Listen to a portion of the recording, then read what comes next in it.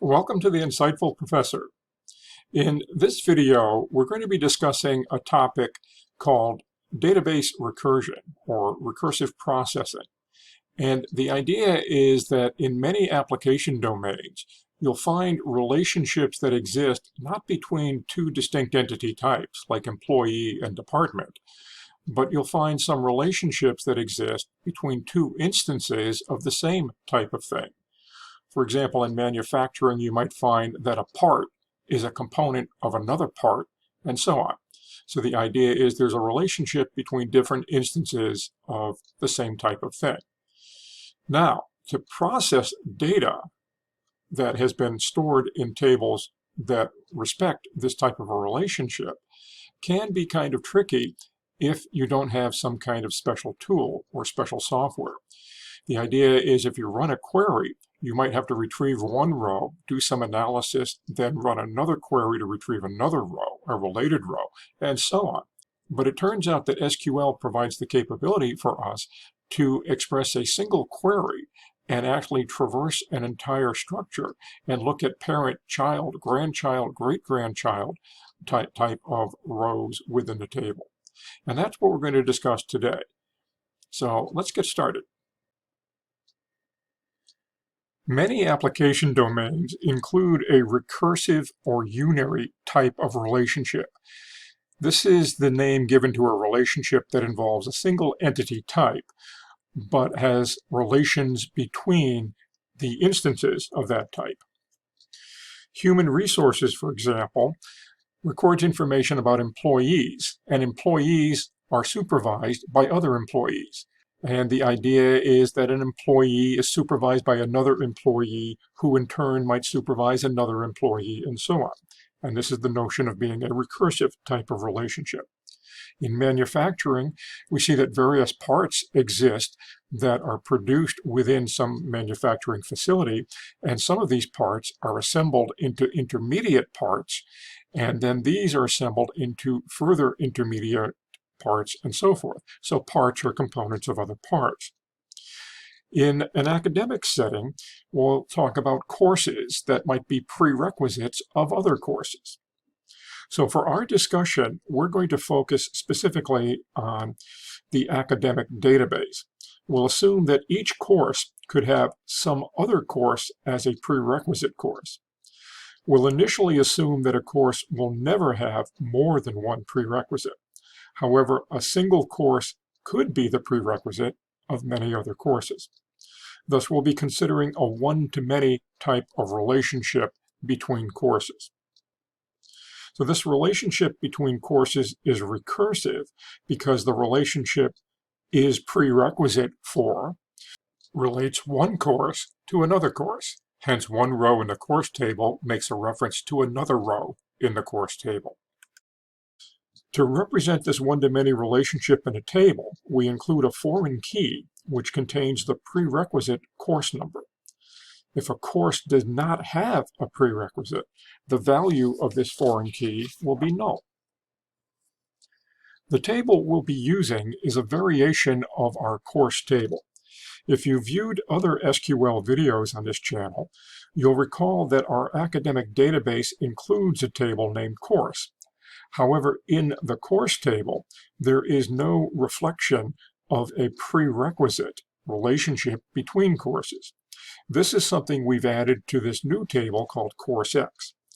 So with this table, we capture the relationship between one course being a prerequisite of another course. The C&O column is the primary key, same as in the course table. And this identifies one row in this table, hence one specific course. However, there's a new column in this table, not present in the course table, called PCNO. This is the foreign key that captures the recursive relationship between courses. So for any course without an immediate prerequisite, the value of PCNO is null. So in this case, we see C11, P11, P44, and T11 as having a null value for PCNO. They do not have prerequisites. So the process of retrieving data from this recursive structure is called recursive processing.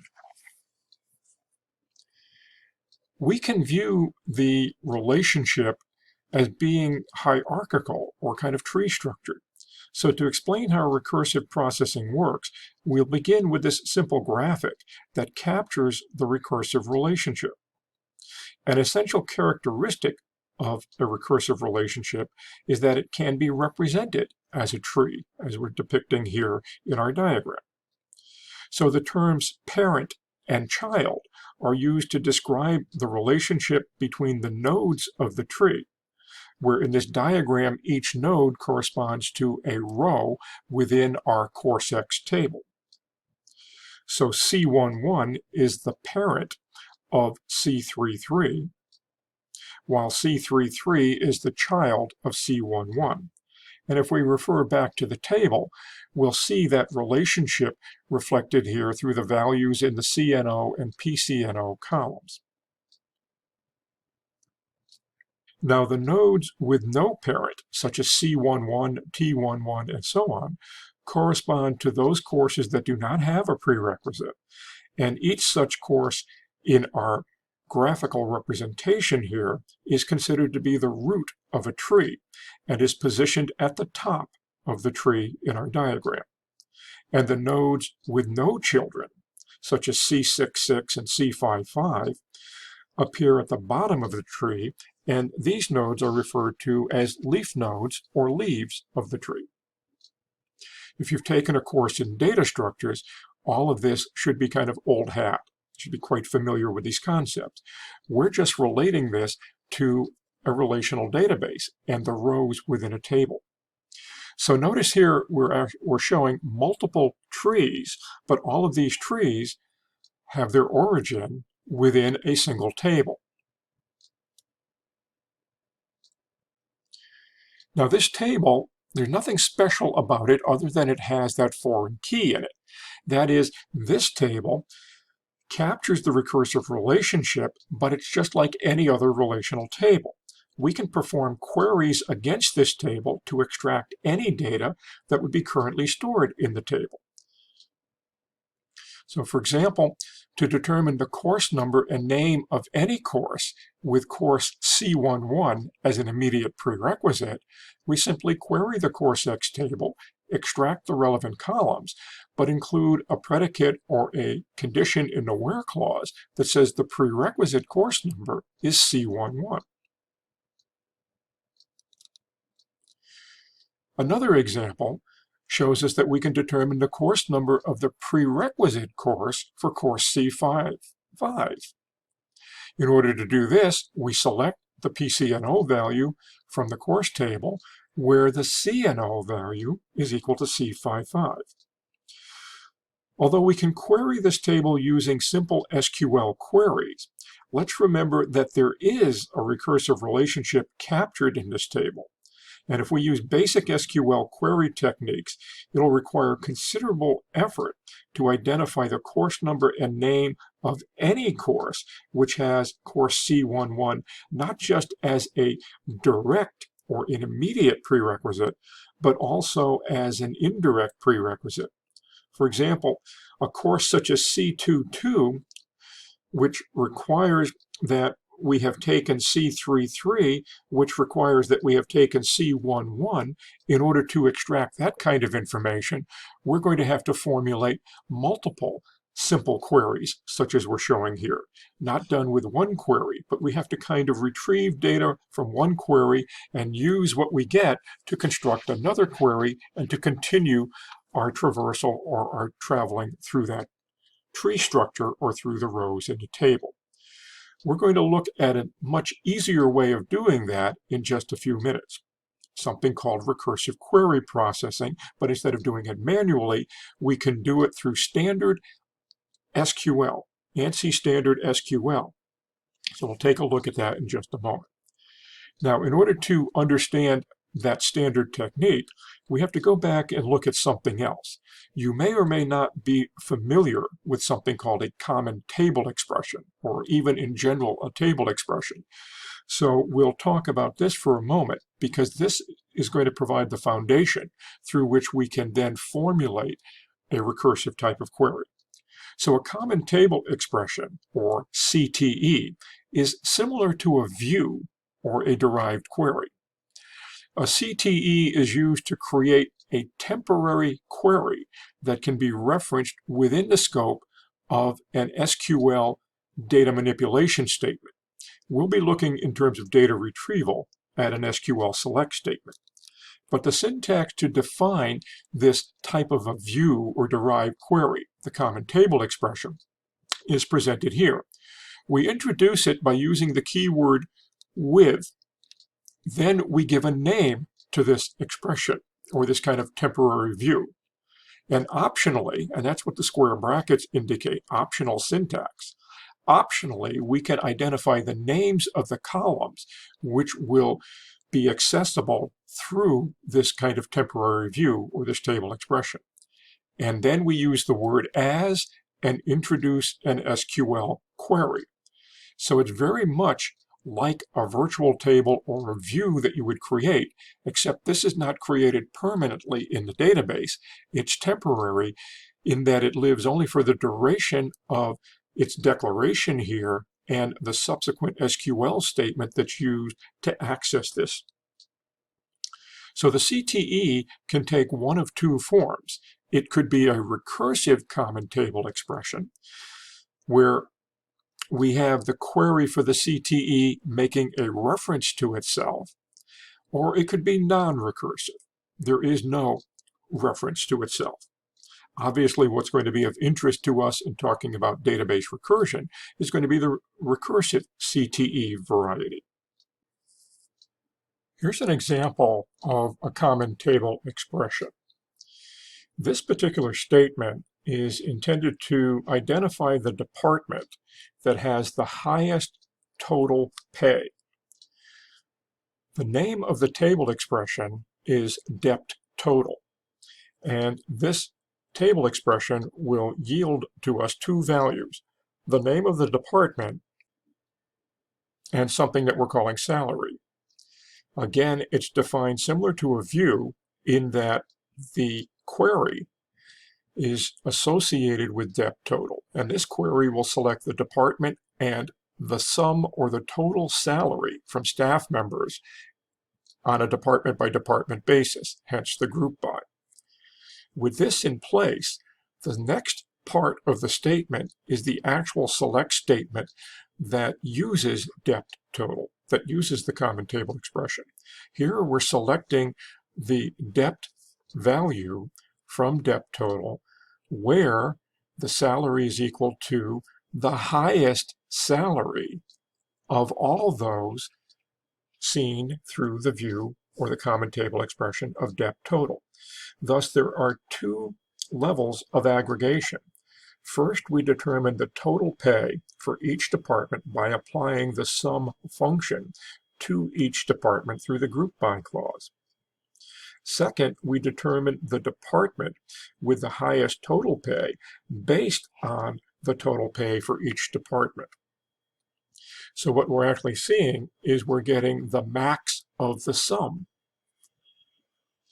So in this example, a list of column names is specified for the result, and those names were dept and salary. Let's take a look at this in the database.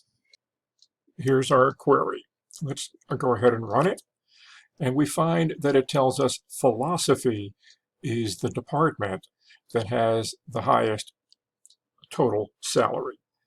Let's examine the rows in the department table just to confirm this.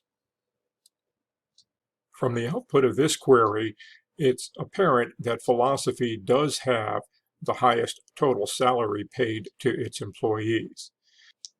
So we see that the common table expression did indeed provide the answer to our question. So having seen how common table expressions are formulated, we're now ready to take a look at how standard SQL provides support for recursive processing. The query that we're going to consider initially will identify the prerequisites, both the direct and the indirect prerequisites for course C22. We can see that we're using the common table expression that will be named C and will return three values: course number, prerequisite course number, and course name. There are actually two query blocks within the common table expression. The first query block is called the initialization subquery. It's a conventional subquery. It's not recursive. The system will process this subquery first. So this initialization query identifies the course of interest to us, course C22. This is the entry point into the tree we presented earlier. This is also referred to as the seed, as all processing kind of grows from or stems from this point within the tree structure. The second query block is called the recursive subquery. The purpose of this is to add rows to the result based on a relationship with rows that are already present within the result.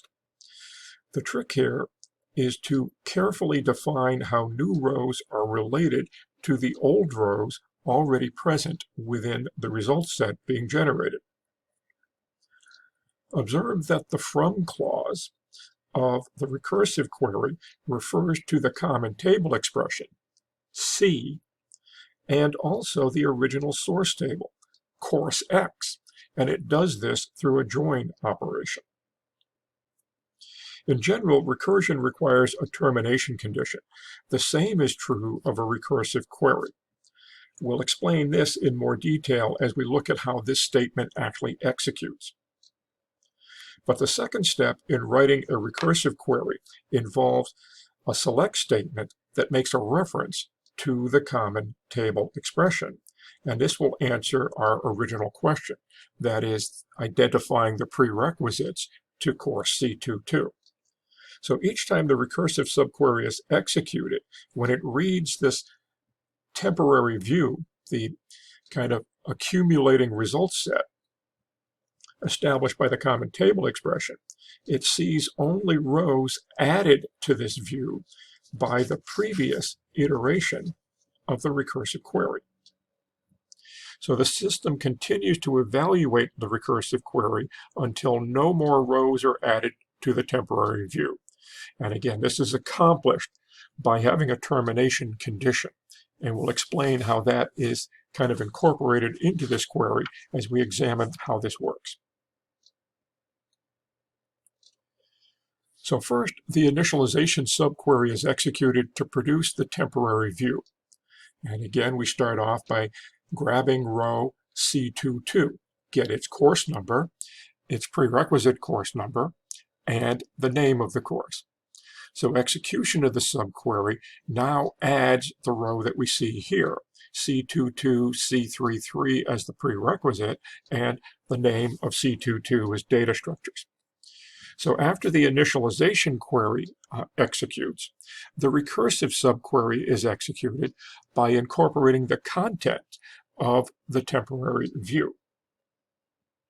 Now the recursive subquery is executed using the PCNO value of the row returned from the initialization query. Let's back up for a moment here, and we're looking at this recursive query here. So notice in the recursive query, the where clause identifies C.PCNO. Where does that come from? Well, C at this stage contains only the row C22, C33 data structures. So PCNO from that row is C33. So what we're doing is we're looking for course C33 in the course X table. And that's where C.PCNO is C33, and we're looking for a match X.CNO, the primary key in course X being C33. We find that, and what we now have is a second row added to our temporary view. C33, C11, discrete math. We have found an immediate prerequisite. The recursive subquery will then be executed again by incorporating the additional row from the temporary view. In this case, it's using C11 as the PCNO to do the search into course X. And it finds the course C11, Intro to CS. Then it will use that row, C11, null, because C11 does not have a prerequisite, Intro to CS, and it will use the null value to look for a match in course X. It will not find one, therefore no data is returned from that iteration of the subquery, and what happens is the process terminates. Because we consider the data in a recursive relationship to form a tree, that is, it's hierarchical in nature, we can traverse this tree structure in either direction. In our initialization query, we started with course C22, which is the node we're pointing to here on our tree structure. But then what happened was we looked for the prerequisites. So we looked for the ancestors of our entry point into the tree. So we traversed in an upward direction. We found C33 and we found C11 as we moved from our entry point upward toward the root in the tree. So what determined the direction of traversal? Well, that's a good question.